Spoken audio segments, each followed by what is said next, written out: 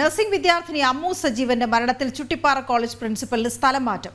പ്രതികളായ 3 വിദ്യാർത്ഥിനികളെയും college suspend ചെയ്തു. Psychiatry അധ്യാപകനെ ഒന്നാം പ്രതിയാക്കണമെന്നാവശ്യപ്പെട്ട് കുടുംബം പോലീസിൽ പരാതി നൽകിയിരുന്നു.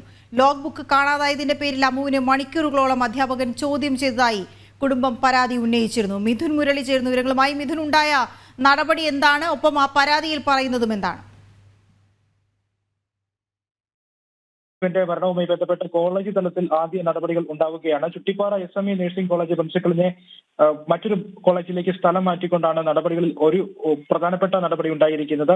പ്രതി ചേർക്കപ്പെട്ട 3 വിദ്യാർത്ഥിനികളെയും സസ്പെൻഡും ചെയ്തിട്ടുണ്ട്. കോളേജിലെ സൈക്യാട്രി വിഭാഗം അധ്യാപകനെ പ്രതി ചേർക്കണമെന്നാവശ്യപ്പെട്ട് അമ്മുവിന്റെ പിതാവ് സജീവൻ പത്തനംതിട്ട ഡിവൈഎസ്പിക്ക് പരാതിയും നൽകിയിട്ടുണ്ട്.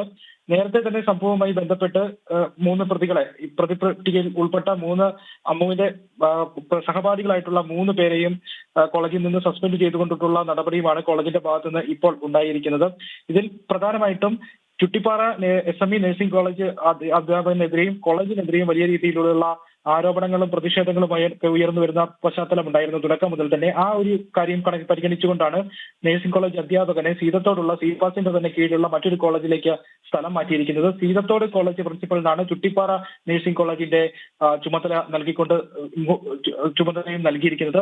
ഈ സംഭവവുമായി ബന്ധപ്പെട്ട് ഈ അമ്മുവിന്റെ മരണം സംഭവിക്കുന്ന അതേ ദിവസം കോളേജിലെ സൈക്യാട്രി വിഭാഗം അധ്യാപകൻ സജിയുടെ സാന്നിധ്യത്തിൽ ഇപ്പോൾ പ്രതി ചേർക്കപ്പെട്ടിരിക്കുന്ന 3 വിദ്യാർത്ഥിനികൾ അമ്മുവിനെ മാനസികമായി പീഡിപ്പിച്ചിരുന്നു എന്നാണ് കുടുംബം നൽകിയിരിക്കുന്ന പരാതി. പത്തനംതിട്ട ഡിവൈഎസ്പിക്കാണ് ഈ പരാതി നൽകിയിരിക്കുന്നത്. ഇന്ന് അമ്മുവിന്റെ പിതാവും ഒരു ബന്ധുവും പത്തനംതിട്ടയിൽ എത്തിയിരുന്നു. ഈ കേസുമായി ബന്ധപ്പെട്ട് പോലീസ് ഉദ്യോഗസ്ഥരുമായും അഭിഭാഷകരുമായിട്ടും ഒക്കെ കൂടിക്കാഴ്ചകൾ നടത്തി. കോളേജും ഹോസ്റ്റലും സന്ദർശിച്ചു. അങ്ങനെയാണ് പുതിയ വിവരം അമ്മുവിന്റെ കുടുംബത്തിന് ലഭിക്കുന്നത്. ഈ മരണം സംഭവിച്ച ദിവസം ഉച്ചയോടുകൂടി ഈ പ്രതികളിൽ ഒരാളുടെ ലോഗ് ബുക്ക് കാണാതായ സംഭവവുമായി ബന്ധപ്പെട്ട് ഒരു വിചാരണ കോളേജിൽ നടന്നു എന്നാണ് അമ്മുവിന്റെ പിതാവ് പറയുന്നത്.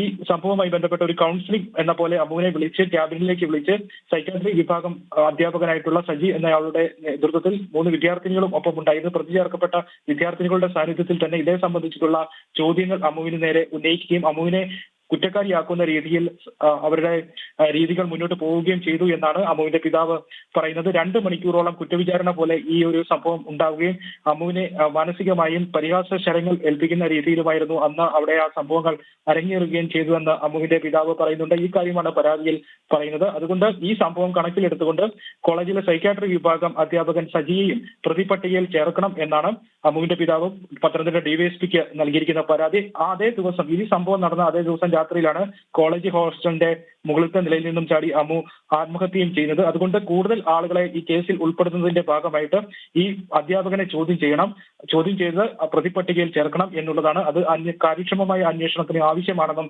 ഈ പരാതിയിൽ ആവശ്യപ്പെടുന്നുണ്ട്. എന്തായാലും ഈ കേസുമായി ബന്ധപ്പെട്ട് കൂടുതൽ കോളേജ് തല നടപടികളും ഒപ്പം തന്നെ കൂടുതൽ ആളുകളെ ഉൾപ്പെടുത്തുന്ന അടക്കമുള്ള നടപടികളിലേക്ക് പോലീസ് കടക്കുകയാണ്. 2ാം ഘട്ടത്തിൽ അത്തരത്തിലുള്ള അന്വേഷണമായിരിക്കും ഉണ്ടാവുക. ഓക്കെ, ശരി മിഥുൻ.